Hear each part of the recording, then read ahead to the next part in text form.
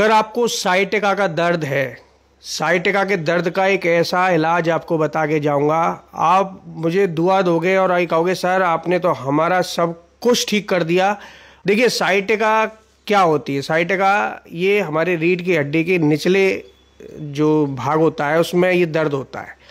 ये रीढ़ की हड्डी की जो संरचना होती है, जैसे उसमें जो गुटके होते हैं, ठीक है, ये गुटके जो होते हैं एक के नीचे एक के नीचे एक के नीचे एक गुटके जो लगे होते हैं, इनका नाम रखा गया है। अब सबसे नीचे के जो गुटके होते हैं वो L1 L2 L3 L4, इसी प्रकार जब हमारे ऊपर का जो होता है वो C1 C2, तो आप स्क्रीन पर देख सकते हैं ये ऐसा नाम रखा होता है इनका, ठीक है, ये मेडिकल साइंस के द्वारा ही नाम रखा गया है। तो अब जो L1 L2 L5 अगर इन गुटकों में कोई परेशानी आ गई है, यहाँ से कोई हमारी नर्व दब गई है, तो वहाँ से फिर ये पेन होना स्टार्ट हो जाता है।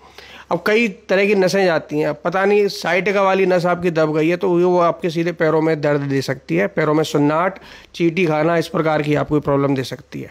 अब ये नस दबती क्यों है? देखिए अब जो ये गुटके होते हैं एक के ऊपर एक के ऊपर एक के ऊपर, तो इन गुटकों के बीच में रिंग होती है जिसको डिस्क बोलते हैं, ठीक है, ये डिस्क के जरिए जुड़ी होती हैं और डिस्क होती है मूवमेंट वाली। ये डिस्क जैसे आप ऊपर नीचे होती है ना, तो ये डिस्क से ही आप ऊपर नीचे हो पाते हैं। अगर ये डिस्क नहीं होगी तो ये सख्त हो जाएगी और आप कभी मुड़ नहीं पाएंगे। तो इसलिए आपकी उंगलियों जो मुड़ती हैं, आपके घुटने जो मुड़ती हैं, इनके बीच में आप चाहे अपनी भाषा में कई लोग ग्रीस बोलते हैं, जैसे घुटनों में ग्रीस होना, तो ये ग्रीस नहीं है, ये एक प्रकार की लेयर होती है हड्डियों के बीच में जो हड्डियों को रगड़ खाने से बचाती है और हड्डियों को चलाती है, ठीक है। तो ये जो डिस्क होती है ये ही कभी कभी स्लिप हो जाती है, जिसको स्लिप डिस्क बोलते हैं।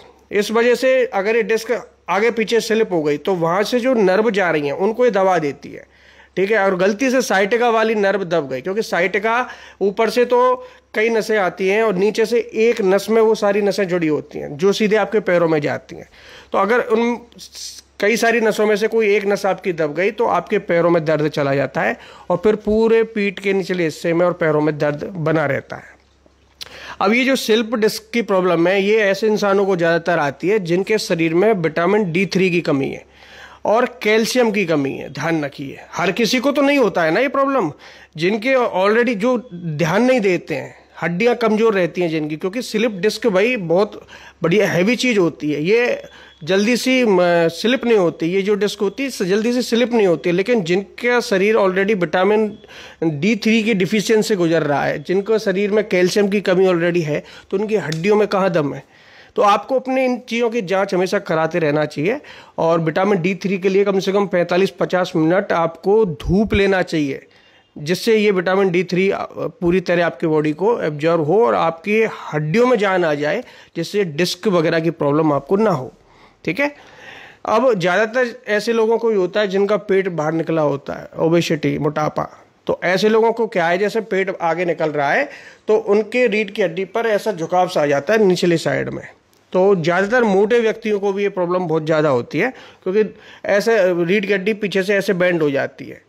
तो वहाँ जो L1 L2 L4 ये जो गुटके होते हैं, इनके बीच में जो डिस्क होती है ये खिसक जाती है और उसकी वजह से नर्व दब जाती है, ठीक है।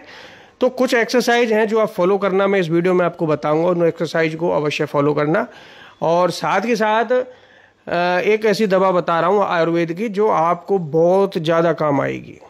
क्या करना है कि पारिजात होता है, हार श्रृंगार जिसको बोलते हैं, ये 4-5 पत्ते ले लेना इसके और इसको मतलब इतना उबालना, जैसे 2-3 गिलास पानी ले लेना और इनको इतना उबालना कि आधा पानी रह जाए जब तक, ठीक है। और इस पानी को एक टाइम में पी सकें तो एक टाइम में पी लेना, नहीं 1 से 2 बार दिन में इस पानी को अवश्य पीना, ठंडा करके थोड़ा सा। तो ये जो पानी होगा हार श्रृंगार के पत्ते का, ये एंटी इन्फ्लेमेटरी गुणों से भरपूर होता है।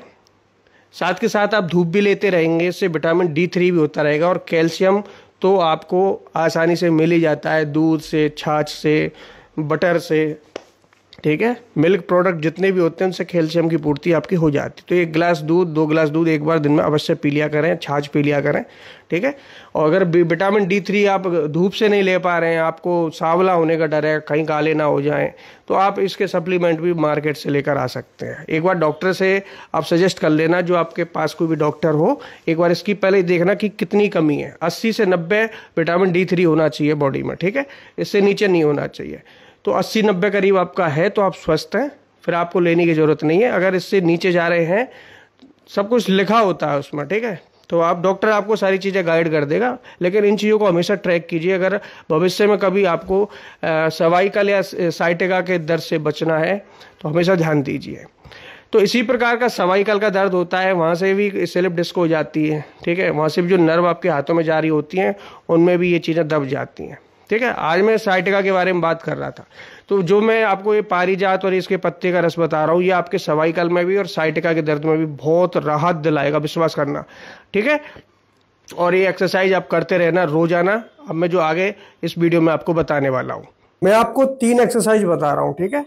सबसे पहली एक्सरसाइज आपको जो करनी है, जैसे आपके जिस पैर में दर्द जा रहा है, इसमें जा रहा है या इसमें जा रहा है, ठीक है, तो उसी पैर को आपको ऐसे मोड़ना है, ठीक है, और बिल्कुल लाइनिंग में रखना है, इस पैर की लाइनिंग में इसको रखना है, ठीक है, ना तो आगे जाना चाहिए ना पीछे जाना चाहिए, ठीक है। अभी मैं बैलेंस नहीं बना पा रहा हूँ, वैसे मैं आपको दिखा देता हूँ।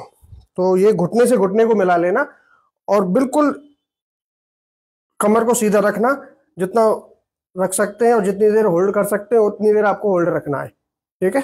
अब मैं आपको दूसरी एक्सरसाइज बता रहा हूँ। जैसे आपने ऐसी दो कुर्सियां ले लेनी है और इस कुर्सी के बिल्कुल आखिरी छोर पर आपको बैठ जाना है, कमर नहीं लगाना है, बिल्कुल लास्ट में आपको ऐसे तरीके से बैठ जाना है। और थोड़ा सा, अब मेरे पैर लंबे हैं तो उस हिसाब से मैं इन दोनों पैरों को ऐसे रख लेता हूँ, ठीक है। आपके पैर थोड़े छोटे होंगे तो कुर्सी को आगे सरका लेना, तो केवल आपकी एड़ियां टिक जाएं और इस तरीके से आपको पैरों को मिलाना है, ठीक है। और आगे की तरफ जितना झुक सकते हैं उतना आप झुकिए, जितना आगे की तरफ झुक सकते हैं, और जितनी देर अपने आप को होल्ड कर सकते हैं उतनी देर अपने आप को होल्ड कीजिए। तो ये दूसरी एक्सरसाइज होती है, इससे साइटिका के पेन में बहुत आराम मिलता है और स्लिप डिस्क वालों के लिए तो बहुत अच्छी एक्सरसाइज होती है, ठीक है। अब ये तीसरी एक्सरसाइज है जो साइटिका पेन में आपको आराम देगी, ठीक है। ऐसे आपको तौलिया ले लेनी है और इस प्रकार आपको ये फोल्ड कर लेनी है। अब जब आप लेट रहे होते हैं तो उस समय आपको ये अपने उसी दर्द वाले हिस्से के नीचे ऐसे करके लगा लेनी है, ठीक है, जहां आपको दर्द हो रहा है, L4 L5 के ऊपर।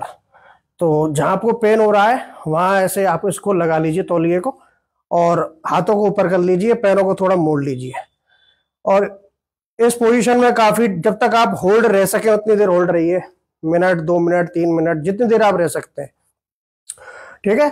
तो इससे भी आपके स्लिप डिस्क में काफी आराम मिलेगा और वो अपनी पोजीशन पर दोबारा आने की कोशिश करेगा।